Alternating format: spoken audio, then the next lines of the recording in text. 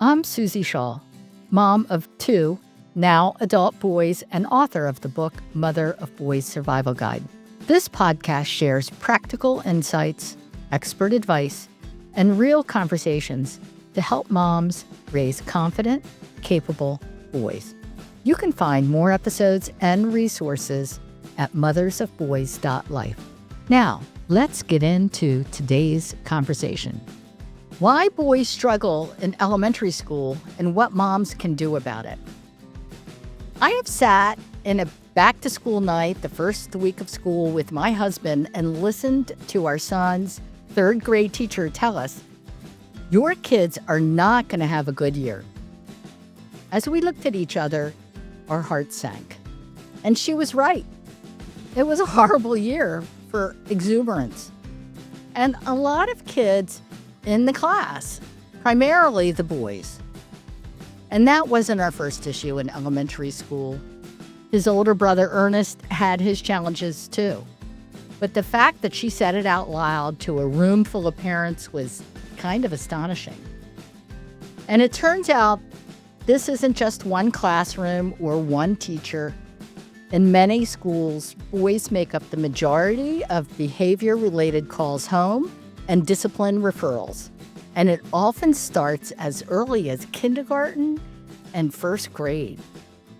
So if your son is struggling or already says he hates school, you are not alone. Today I'm talking with Jennifer Fink, author of Building Boys, Raising Great Guys in a World That Misunderstands Males, and the First-Time Mom's Guide to Raising Boys, Practical Advice for Your Son's Formative Years. She's also a nurse, a writer, and a mom of 4 boys who has navigated these challenges firsthand, including making the decision to homeschool her own boys for several years. We're going to talk about what's really happening in those early elementary years and why so many boys struggle sooner than we expect, and how to positively advocate for your son. Jenny, welcome. Thanks so much for having me to talk about this today, Suzy. I appreciate you being here and also for sending me your books. So this is the Building Boys and, another one for first-time moms. So, tell us a little bit about yourself and your inspirations to write the books. My inspiration was very similar to yours. I had boys. I had boys. And by the time I had 2 boys, formative moment in hindsight, there was a point where both boys, they were like laying on the floor, sprawled the way kids sprawl in front of the TV, watching, I think it was Sesame Street or something. Um, their dad was home, I was home, we were sitting on the couch, we were probably having our own adult conversation. And for no apparent reason that I could tell, the boys just randomly got up and started like running and jumping up and down the couches, chasing each other, jumping, tackling. And I'm looking at them like, I don't understand this. Why? Why? And their dad's like, yeah, that's normal. And that was sort of my beginning. Like, there's something different here. Why speak when you could just tackle somebody, right?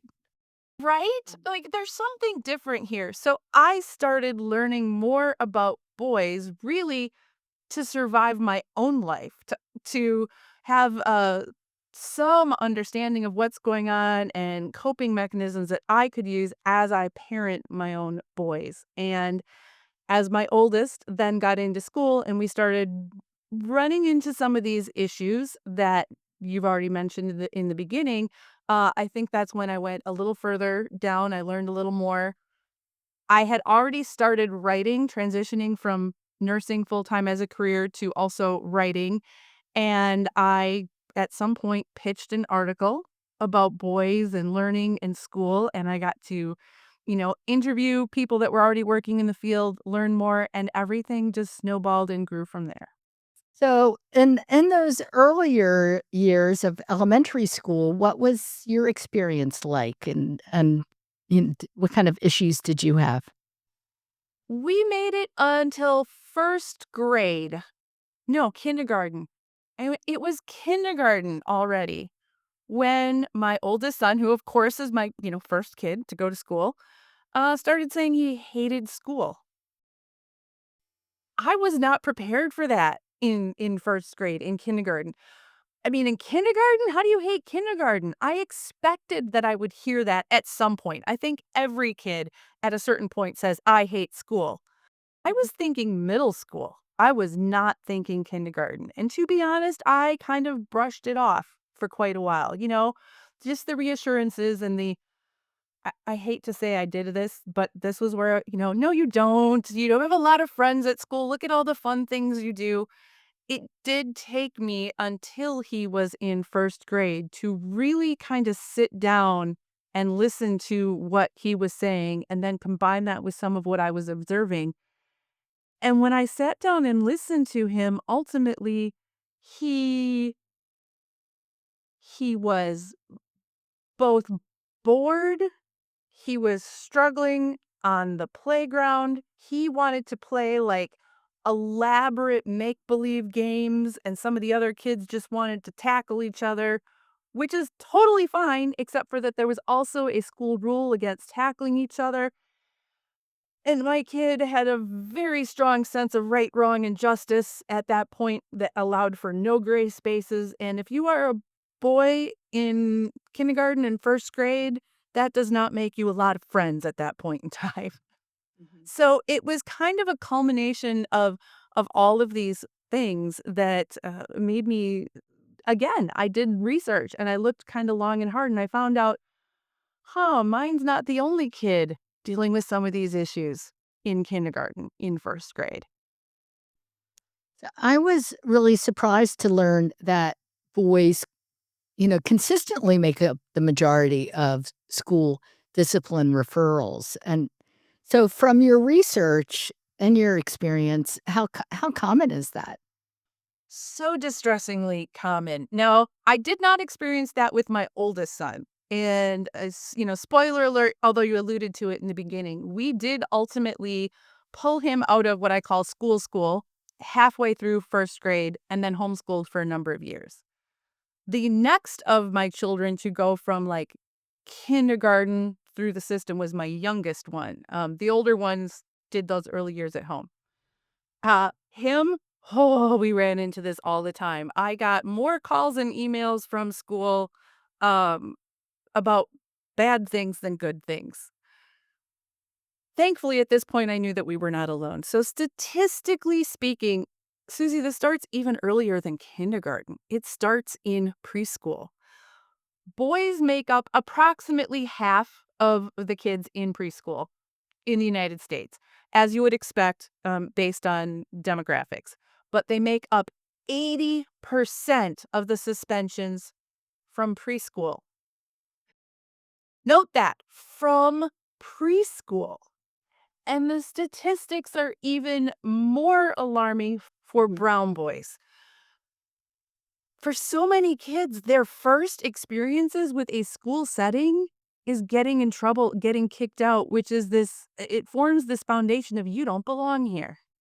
Academically speaking, boys end up lagging behind girls all the way through. Now, again, we're talking broad generalities. We are not talking every boy, every girl. The best research that I found so far, when boys enter school, kindergarten, first grade, they're a little behind. And I'm putting air quotes around this because I think we need to look at what our standards are, what we are expecting when people come in. They are a little behind girls in terms of reading.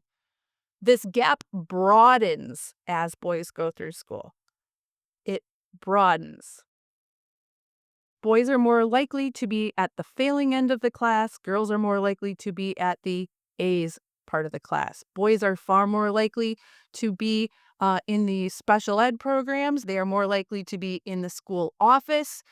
And there is even really good research to show that even when boys and girls do the same things, behavior wise, the boy is more likely to get in trouble and or harsh trouble compared to the girl. And on the academic side, that girls and boys, even when they do the same work, and they've done this in studies where you blind who did what work, teachers will judge the boy's work when they know it's a boy, not as good, not give it as high a grade as they would to a girl that did the same work. There is unconscious bias going on here. And that's important to know. And that's not at all what you are thinking about when you send your beautiful, innocent, enthusiastic, exuberant child to school for the first time, right? Right. Um, my oldest I call Ernest, and in 2nd grade, he was like, "I'm done. I'm not going to school anymore." 2nd grade. And I started to dig into it, and he was not finishing his morning work and was being punished by having to stay in during free play. That's such a big common thing that happens to boys, and it almost never actually helps the problem.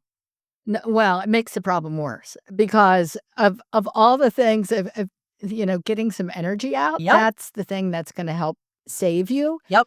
And I did go in and sit and talk with the teacher, and we came up with a solution where she understood that that is not a good solution for him to punish him in that way, and that he can bring the work home, whatever he's missed, and we'd do it as part of our homework, which was difficult too. But but but, still better. And, most boys, if you ask them what their favorite classes are in elementary school, they're gonna say gym, lunch, and free play. Lunch and recess, lunch and recess, lunch and recess. That's it. Yep. I because I don't want to feel like we are saying poor things about teachers, I wanna share a story of exuberance in 2nd grade. And his teacher had flagged me down and said he's reporting that he can't do math because the numbers are spinning on him.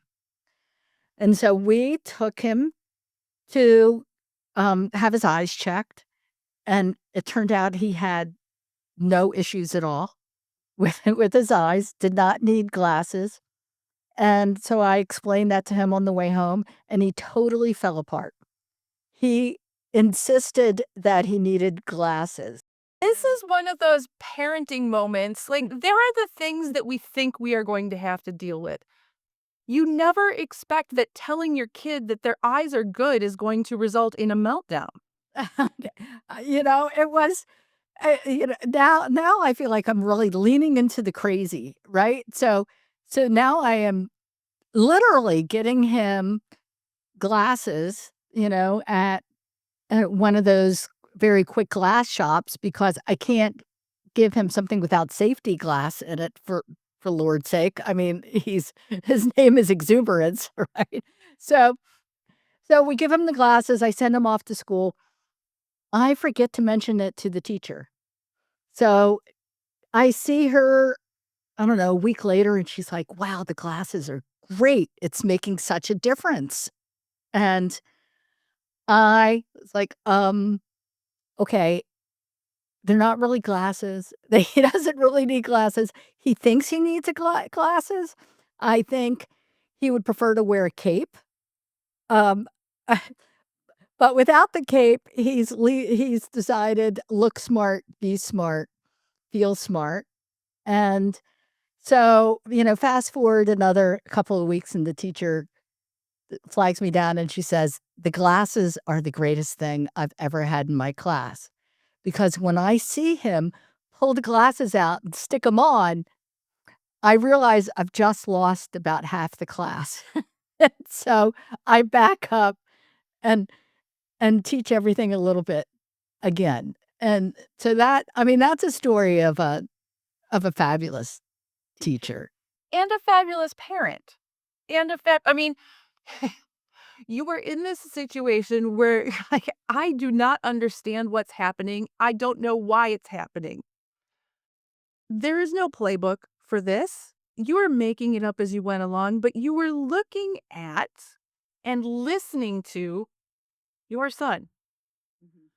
And when you do the math, pun slightly intended here, when you do the math, if he thinks glasses are going to help, and if we can get him, a cheap-ish pair of glasses. And yeah, of course, you had to figure out how to get safety glass because we're talking about like a 7, 8-year-old boy. They're not known for being careful. Standing ovation to you for figuring that out. And then you had this continual dialogue with the teacher, right? The teacher was open to that as well. I love everything about that story. So what did you learn, about advocating and working with the school and the teacher, to make your boys successful? You know, I just said something that I think is core to all of this. And so many people, moms, parents, educators included, there's so much we don't know about boys and about male development. Teachers don't learn this. I didn't know it until I had boys and went looking on my own. For instance, and I think this is key to all of it, boys and girls develop at different paces. It's not so much that there are like these inherent differences that boys are good at this and girls are good at that, and the two never shall cross. It's not so much that. However, biologically speaking, boy babies developmentally are weeks behind where girl babies are when they're born. And when I'm talking about full-term infants, I'm talking about babies that are born at, that 40-week or whatever mark of pregnancy. Boy boys are not as mature. Their hearing, their vision, their brains, their coordination, not as mature as girl babies at birth. That difference continues through life. Boys develop more slowly than girls, so that by the time we have our kids in early elementary school, right, the girls are the part of the brain that handles reading, writing, language is more mature than the boys' brains, similar part of the brain, by about a year and a half. Now, by adulthood, we get to the same place, but also think about all the teenagers that you know. There is a dramatic difference between a 15-year-old girl and a 15-year-old boy. And it's not just immaturity, which we often think of as kind of mental immaturity or stupidity on the part of boys. It's not. It is biological, it is cognitive. But because we don't acknowledge that, we don't teach that, we don't factor that in, now let's add back kindergarten. First grade today are very different than they were when I went to school. When I went to school, the things that you were learning in first grade are things that now kids are expected to do in kindergarten, sometimes even in preschool. In preschool, they're asking children to write their names.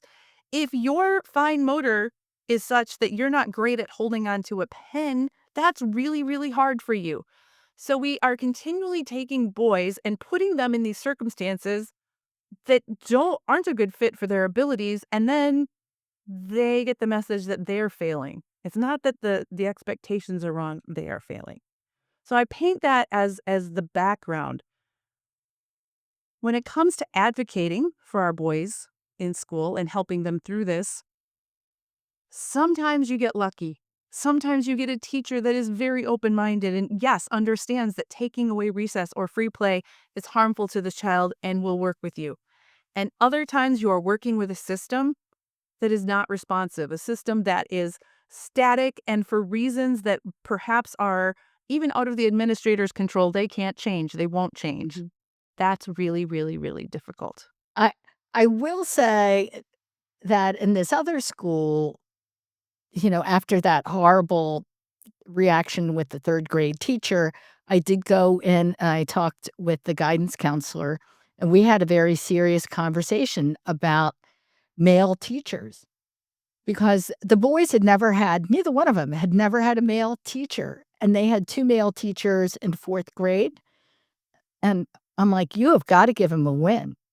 Y you know, give him a male teacher, and that changed everything for him wanting to go to school. I mean, just to be able to have somebody say, "Wear your favorite football team sweatshirt." And then they all talked about football for a minute, right?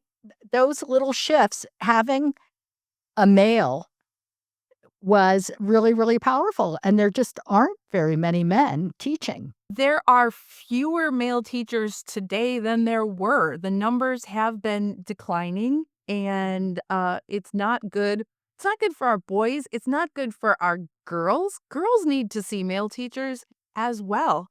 And I don't think it's good for our men and women either. I think that, it is good for men to work with and be in contact with children. Because of my writing, I've also written for education. I mean, teaching does not pay what it should. Teaching is not an appreciated position in a lot of places. It should be, but teachers are getting blamed left and right and put in situations, no-win situations, very similar to our children.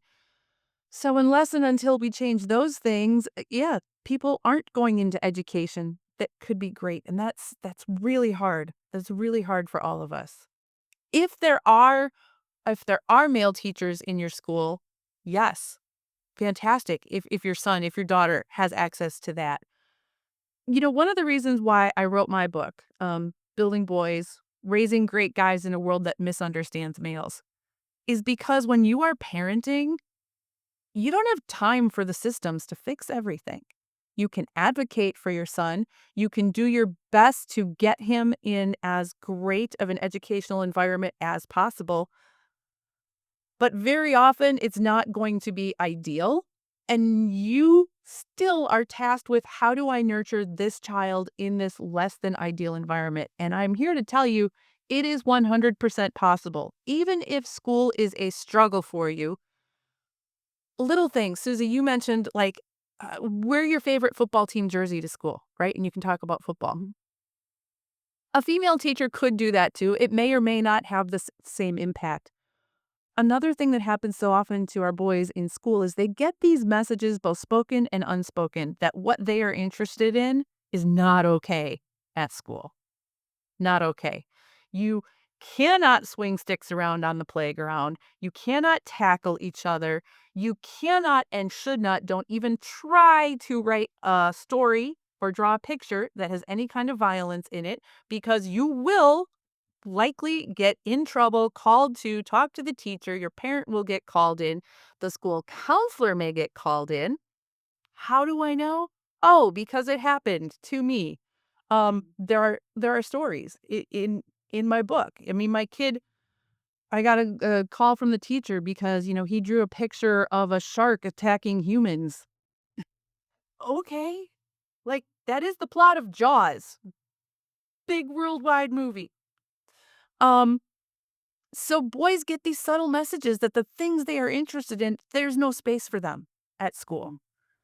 And one of the things I have found that parents can do is make room for and welcome your son's interest as much as possible. So even if he can't talk about or read about whatever his interest is, whether it's like knights and dragons or World War whatever, which, yes, does involve killing people, sadly, or motocross or dance, whatever his thing is, you can still go with your son and get books from the library and read those books and share those books and let him read, write, talk about whatever at home. Give him space and time to pursue his interests so that even if school is not necessarily a safe and nurturing place for him, he has a place where he can be all of him.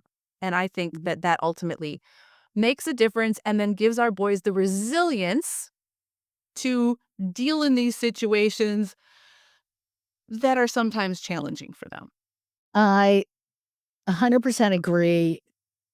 Some of the things that I did during that period was get more involved in school. And, even though I was working, I volunteered to read in the school classroom. I would go on field trips. I tried to get to know the teacher. That same guidance counselor that I begged to give him a fourth grade male teacher, which she did, told me that elementary school was just tough for boys and that they begin to catch up in middle school and by high school, you're going to be okay. And so I did find at least that knowledge and as empowering a little bit. So you're talking about maturity and development and fewer males and is there anything else? The early years, elementary school, part of why elementary school is so challenging for boys is the focus is so heavily on reading and writing. Reading and writing, reading and writing. And yes, there's math, but it's still a very written thing. And the whole idea in school is that we concentrate on these things because you're learning to read up until about third grade. But then by third grade on, you're going to be reading to learn. This reading is foundational to the learning process. Little boys primarily learn by doing. They learn by doing. I just wish that we could flip the school system that we spent those early years allowing kids to continue to learn the way that they've been learning up until that point, which is pretty much by like trying things, seeing what happens, trying something else, exploring, that we continued to curate and encourage their curiosity. And then when they started expressing an interest in reading and writing, we worked on those things. That's not how our schools are structured right now. And I do think that is another part of why our boys struggle in school. They want to learn. They are curious. If you have ever watched a preschool aged boy, a toddler boy, they're they're exploring the world constantly. If we found ways to continue to encourage that rather than saying, sit down, do this, and here's the boundaries of acceptable behavior, I think we'd get better outcomes for our boys. I don't think so many of them by first grade, by second grade would be saying, I hate school. For what it's worth, there are places that do that. They're not super common. They're not everywhere. For those who have access to it, like forest schools, nature schools, I think those can be fantastic options for boys and girls, especially in those early years, if that is available to you. It's not everywhere. One of the things that we did was create a boys-only book club because, the boys didn't wanna read. I didn't feel like they were being offered stories that they were interested in, and the Spiderwick Chronicles had just come out, and so taking the girls out of the equation who were primarily great readers and just having it be this small group of 3rd grade boys where each one after one of these books, each one would have to say something that they liked or didn't like about the book. I gave them a bunch of snacks, and then that was it. I mean, that was like the book club, and then they went out and played. Was it something you did after school? It wasn't a part of the school. It wasn't part of the school, but it was so successful with my first son that when we switched schools into a new elementary school, I went and pitched the idea to the librarian to do it for the entire school. And because my background was, television, video production, I said, "Look, I will create a video book report from the winner of 3rd, 4th, and 5th grade. So you all pick, let the kids read the books, turn in their book reports, and then whoever wins will record it and play it for the school." That's a And great idea. that was such a positive experience that the whole school got into it. There's another mom that I know, and she did the same with her boys. She has two sons also, started a book club for boys, and she started with her older one, and I think her son was a little older than yours when they started. I'll have to check.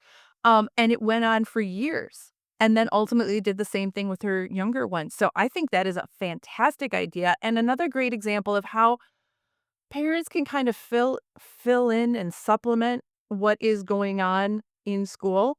I absolutely love that so much. One thing I ran into with my oldest son in the early grades, he loved stories. He loved listening to stories. He was very motivated to read. However, he was frustrated because the books that he could read at that point were so boring and stupid and not the interesting things that he wanted to read. And when we made the decision to homeschool him, one very frustrating day, because I'm trying to get him to read aloud because I thought this is what you need to do. This is how kids learn how to read. This is all I'd ever heard. He got so frustrated. He blew up. He got mad at me. I got mad at him. And that's when he finally said he hates trying to read aloud. He just wants time for his brain to figure out the words instead. Well, that made perfect sense to me. Right. That made perfect sense. Some of the books I was reading aloud at that point were the Junie B. Jones books. Did your boys Mhm. get into those at all, Suzy? No. One teacher at school had started reading them, and he loved those books. So we had some of those books at home, and I will never forget, I can only read so much at a time because like every busy parent, I have other things to do. One night, he'd gone to bed. The other ones went to bed. Their dad and I trying to do grown-up stuff, get stuff done, and he comes sneaking down the stairs, and it's very late at night, but he finished the Junie B. Jones book all on his own. We gave him that time, and he was motivated enough that when he was ready, he figured it out. And I'm sharing this because there are other avenues to get to the same place. He was frustrated with reading aloud. We kept reading aloud to him and still gave him ways to access stories that were interesting to him. He also struggled with writing a lot. The physical act of writing, that's hard Mhm. for a lot of boys. Mhm. Yeah, we had that problem also. One of the other things that I did at that time was it's different now because now you can use technology to do this, but I allowed him to dictate stories to me. I would Mhm. type it because he could write mentally, he could compose sentences, he could compose stories, but he really struggled with the physical act of writing. It took time for his brain and body to catch up, and yes, now he can write things both with the computer and with his hand, and he's a perfectly functional grown-up. They do catch up. They do. One of the things I also found is that if there was a behavioral issue Yes. and they were acting out in class, that often was because of frustration Yes. and their fear of falling behind and then trying to get to the root of what it was.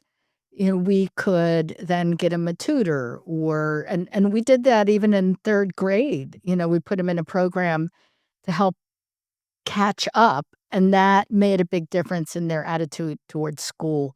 Do you find that also? Yeah, boys, broadly speaking, will act out instead of telling you what's wrong. They may not have the words themselves. That's part of it. Key for parents and teachers to keep in mind. Boys don't want to do badly, ever. They Mhm. don't. They don't want to get in trouble at school. They don't want to not be able to do their assignments well. They want Mhm. to do well. So, if there is something that is happening repeatedly, it really is worthwhile to take some time, spend some time with that boy. Don't necessarily lead with, hey, you're not finishing your assignments.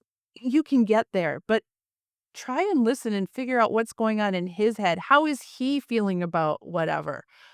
Because he likely has more frustration inside than you know, and very likely a lot of shame too. He might not know the word shame, but he's probably not feeling good about himself.